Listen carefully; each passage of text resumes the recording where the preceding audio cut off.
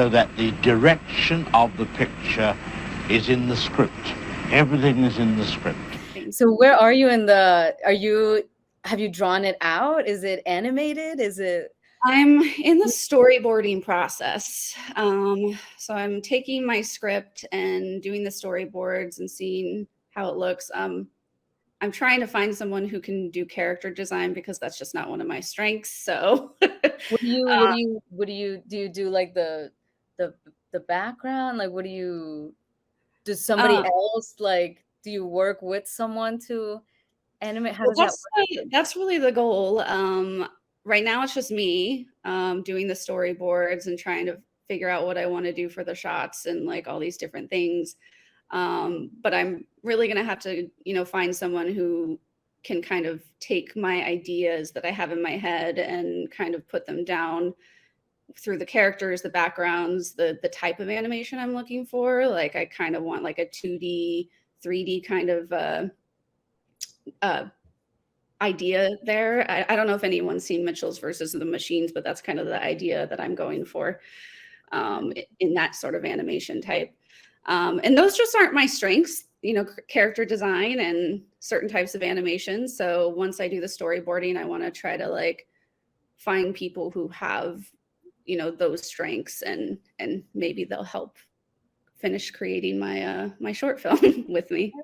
Well, I'm gonna keep an eye out because I saw it in my head because you wrote it so so beautifully. So I really can't wait to see it. And then I saw you were studying animation, so I was like, oh, well, as soon as I saw the first marble goes into, I was like, oh, this is animation. This is so cute. So I'm really excited to see that. And then Samantha, are you within her walls? Is it kind of going around for like what's in the book world? What does this next step look like for you?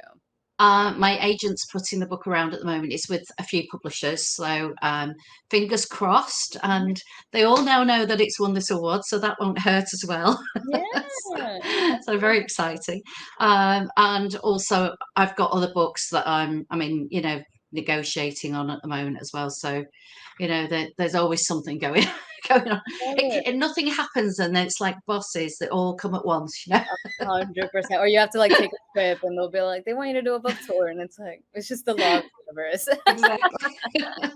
Amazing. Lily, what about you? And I Feel Normal. What's like? Are you producing it? Did you mention that you shot it? I did shoot it. So I worked on it. I shot it over a couple of weeks the summer before this past summer. Then I spent almost a year editing it. Wow. Just like working on it when I had the time, basically. And now it's all finished. It's on YouTube. Oh, and I've submitted it to a couple of different competitions, just like the actual finished movie and the script as well, obviously. Oh, amazing. So I'm still hearing back from a lot of those. This was the first one I heard back from, so it was a great way to begin. And yeah, I'm just looking forward to hearing back from those, getting feedback on it, sending it around, seeing what people think. Amazing. Oh my God, I'm going to check it out. I'm really excited. Great. So I would love to open up kind of the table to you ladies. If you ladies have any questions for each other. Does anybody need? Danielle, marbles. Well, what a wonderful idea. That is so beautiful. When you were talking before, saying about you were looking for an animator, I could actually see it. I mean, I know you were inspired by, unfortunately by the loss of your mother, but what other influences came into creating that idea for you? Well, I love animation, so I watch all sorts of animated movies and TV series, and I'm going to be cliche and say that Pixar is kind of my go-to for the storytelling aspect of it, but also the animation. But I think because of my love of the animation and the drawing of it, that kind of like just inspired me to like create something of my own, and like even if nobody watches it, at least like I've done it and it's mine, and I could be proud of it. Well done. Thank you. How did you so within her walls, I really love thrillers, by the way. Like I'm gonna go, I can go We'll have buy to it check now, each right? other out after this. I can go We'll buy check it each now, other out right? online. Where can I go buy it? I want Well, hopefully when it's in print, it should be internationally available. But I have got other thrillers. I've got The Stranger in Our Bed, which is the USA Today bestseller, and that's now a movie as well.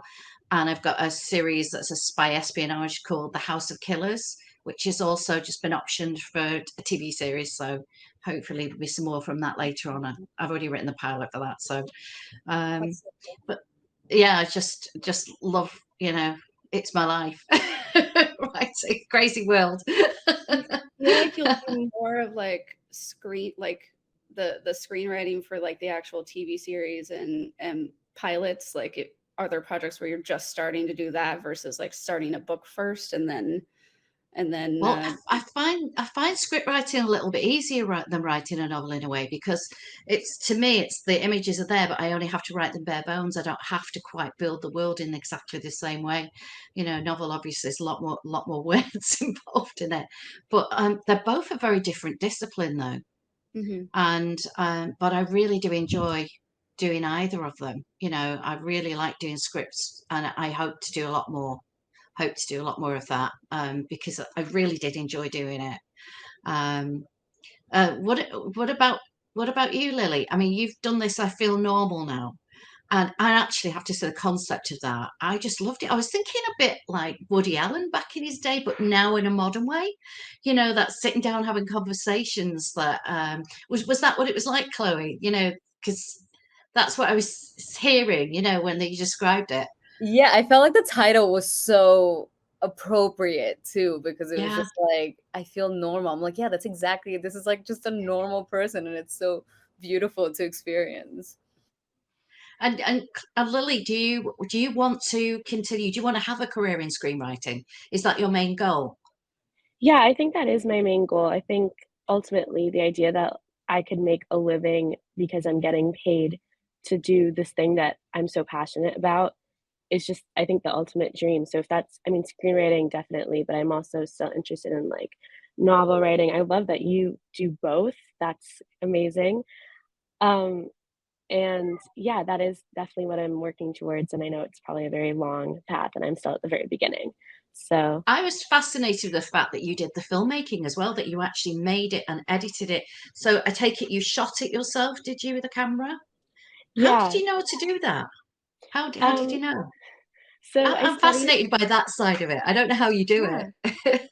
I studied film production. So I am actually like, I've made shorts, like and unscripted things and then like very small things for classes before.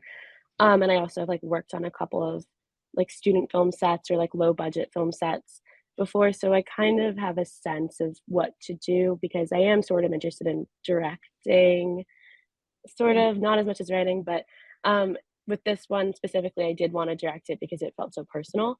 Um, and I actually work, so my college had like rents out camera equipment to students, and I work for the production center. So I'm like in the system to like rent out equipment to students. So I just asked my boss if I could borrow some equipment over the summer. So I got all my equipment for free, which is great. And then I have some friends that study acting. So I had them get involved to be the actors for free. I had people who are also studying film who also were like, I don't really have anything to show for myself outside of schoolwork. So, yes, I'll do this for your movie. I'll be your director of photography. I'll be your sound person so that I can also say, hey, I did this. So it was really collaborative. It was amazing. And I tried to do some of the editing myself. I made like a very rough cut by myself and then I completely gave up and I just hired one of my friends who is a much more talented editor than I am to do it for me. And so we were working for months together. Like he would send me a cut and I would send him notes. And then I had another friend of mine who's a musician, write music for it so that I wouldn't have to buy copyrighted music. And that was a really interesting process watching him develop his music as well based on like me saying I need it to be more vibey and he'd be like got it, noted, like I'll change it. And it was so wonderful working with all of these very talented young people who we're on the same place. We're all just trying to get started and see what we can do. And it was, yeah, it was an amazing process and I'd love to do it again. But I wanted to ask you, Samantha, because you've been writing for so long. How do you ever get this feeling like I have nothing left to say? Like, how do you keep getting ideas to keep going?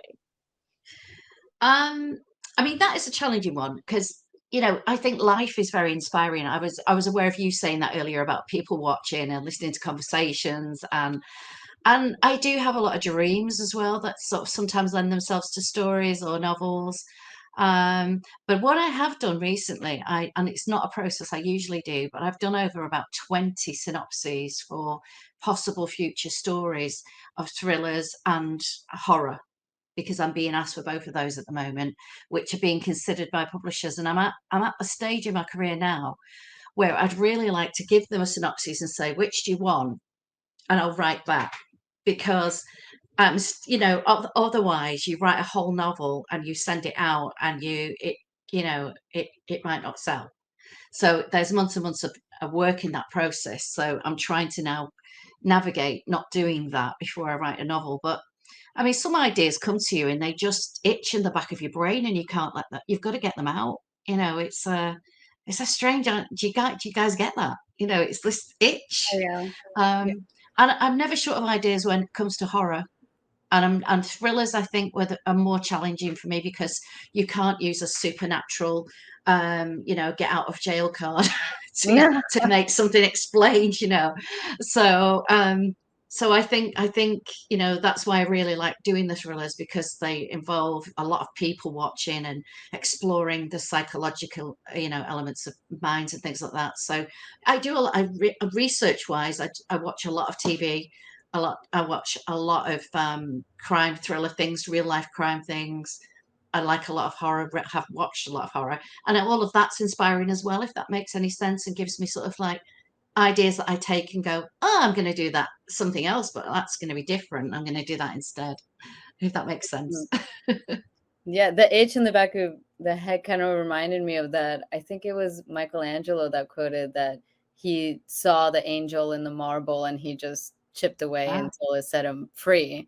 And I feel like that's what you guys, as writers have. You have this, that you see it in your head and you put it into paper. And I think I'm so glad you did, because you shared it with the world. You all have such beautiful talents that you've shared with us, and I feel so honored to have gotten to meet all of you and hear about your stories, and I really, really can't wait to see more of you in the future. I'm really grateful you've all sat down with us for this roundtable.